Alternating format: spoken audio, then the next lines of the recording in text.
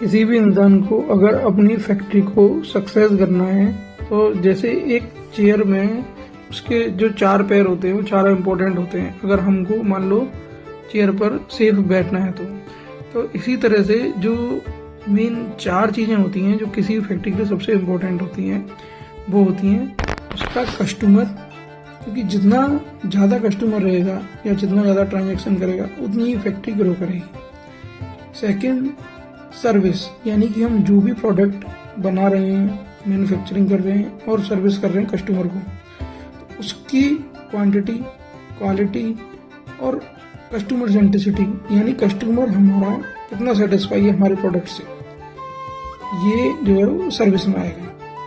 तीसरा जो इसका फेयर है वो कहलाता है मनी, यानी कि फाइनेंस डिपार्टमेंट। अगर हमारी फैक्ट्री कितनी भी अच्छी चल रही हो बट अगर हमारा मान लो मनी फाइनेंस मैनेजमेंट सही नहीं है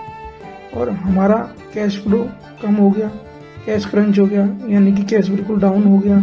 या हमारा मान लो उधार ज़्यादा चला गया मार्केट में, उसकी रिकवरी नहीं हो रही है, या हम पे इतना फाइनेंस ही नहीं है, प्रोडक्ट इतना बना लिया कि ज़्यादातर हमारा पैसा इन्वेंट्री में डाल दिया और हमारे पास बहुत सारा प्रोडक्ट है, मान लो सेल ही नहीं हो रही है, तो किसी भी कंडीशन में हमारा जो फाइनेंस है वो गड़बड़ हो जाएगा और हम लोगों की मेन मशीन मेथड जितने भी हमारे खर्चे हैं, टूल टेक्निक्स, बिल, अगर हम भर नहीं पाएंगे ढंग से और हमारी फैक्ट्री हिल जाएगी बिल्कुल, क्योंकि फाइनेंस के बिना चलाना असंभव है, क्योंकि वो हमारा तीसरा पैर है। चौथा पैर होता है टाइम, यानी कि अगर हम टाइम को मैनेज नहीं कर पाए इस पूरे सिस्टम में, तो देखिए पूरी फैक्ट्री को चलाने में अगर हमारा किसी भी चीज़ में टाइमिंग बहुत ज़्यादा हो रहा है, जैसे हमारा कोई फिक्स ही नहीं है, कस्टमर बहुत सारे आ गए और हमारी सर्विस उतनी डिलीवरी नहीं हो रही है, तो टाइम की प्रॉब्लम होगी। कस्टमर मैक्सिमम आ गए, सर्विस मिनिमम में, डिलीवरी नहीं हो पाई, बहुत सारे कस्टमर अनसेटिस्फाई हो गए,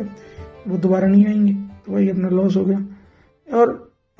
अगर मान लो हमारा बहुत सारा प्रोडक्ट बन गया बट इतने कस्टमर डिमांड ही नहीं है अभी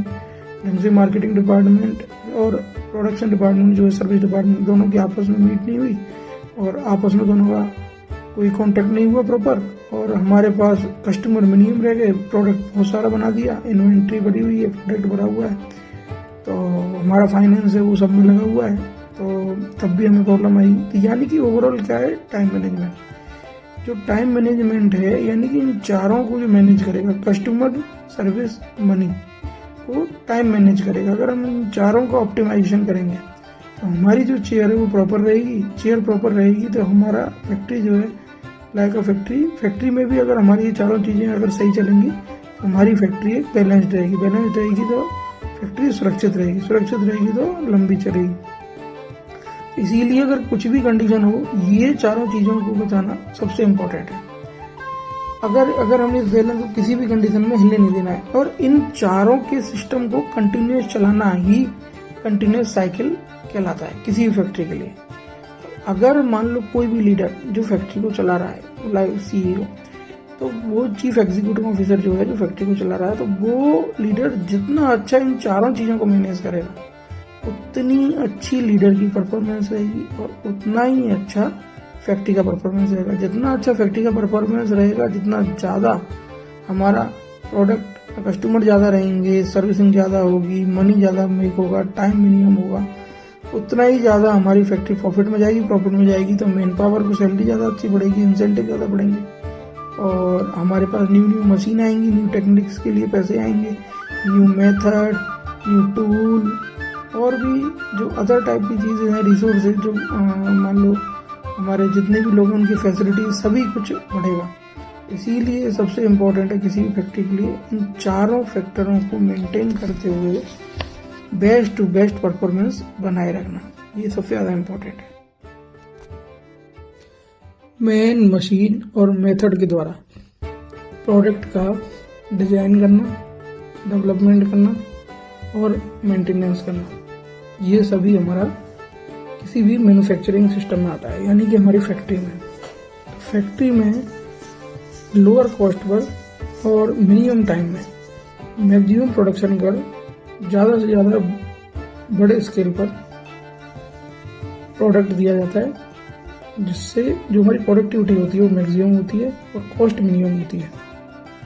इसीलिए फैक्ट्री में जो बनाया गया प्रोडक्ट है वो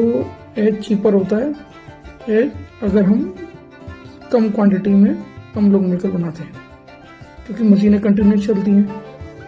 लॉन्ग टाइम तक चलती हैं और एक पूरा का पूरा सिस्टम मेंटेन होता है। उस सिस्टम मेंटेन से हम बेनिफिशियल होते हैं। जैसे हमारा कोई छोटा बिजनेस है, छोटा धंधा है या छोटा प्रोडक्शन सिस्टम है, तो अगर हम उसे बड़ा करेंगे और कंटिन्यूस करेंगे तो क्या बेनिफिट होता है, ये हमें फैक्ट्री लगाकर ही फायदा होगा।